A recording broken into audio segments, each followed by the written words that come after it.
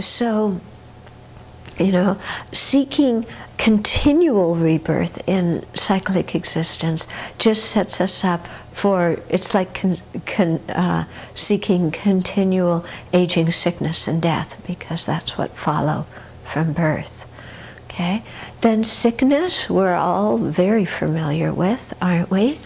And especially here at the Abbey, so many people write us consistently about their health problems and ask us to do prayers and practices on their behalf.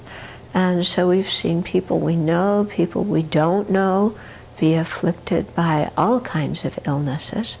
And, you know, all these emails that we get requesting prayers are just a forewarning for us personally, because sometime our turn will come. Yeah.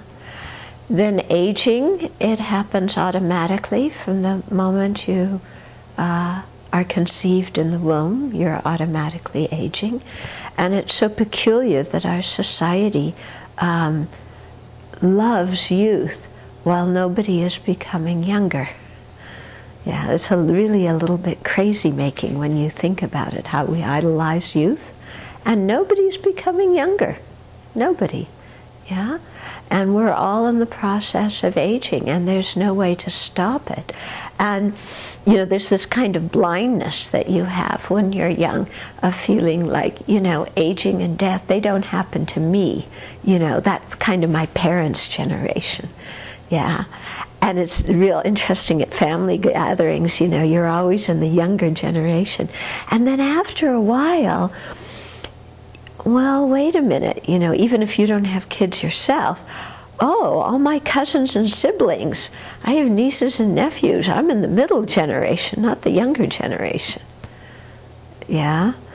And then, you know, your school friends now are having kids, then you wait a few more years. And, you know, when my high school roommate had a grandchild, I was like, oh my goodness, yeah? So, you know, you begin to see, wow, aging, yes, it happens to me.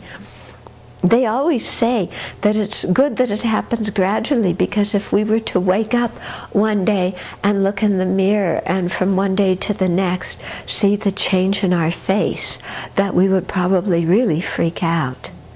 Yeah? And you can see that. Have you looked at people who are very old and tried to imagine what they looked like when they were young? Yeah? Do you do that? I do that, you know, when we have people, all the old people, because you know I'm still young, come here and then think, now I wonder what they looked like when they were, you know, 20 or 30 or 40. And some people, it's so difficult to imagine what they must have looked like. Yeah?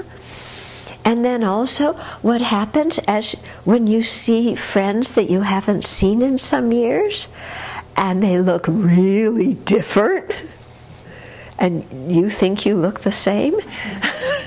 Yeah.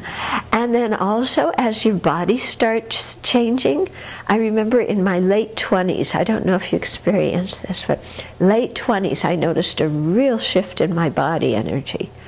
Yeah. And somebody told me Saturn was doing something. Who knows? I think it's just plain old aging, you know.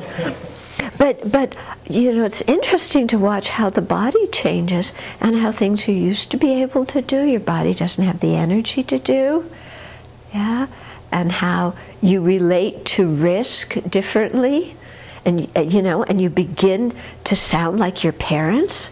That's really scary. But then you think, but it makes sense, you know? Yeah? So, you know, aging sets in too, and yeah, it's a big thing. And especially for people in our culture who are so attached to their body, to being young and looking young and being fit, and the body ages, and when you're very attached to that, then it's a setup for experiencing a lot of pain, because it's impossible to maintain that. So you not only have the pain of the physical transition, but then the pain of how your mind relates to it. Yeah, when you no longer look like those attractive people that the magazines are telling you you're supposed to look like. And you know what? Nobody else thinks you look that attractive either anymore.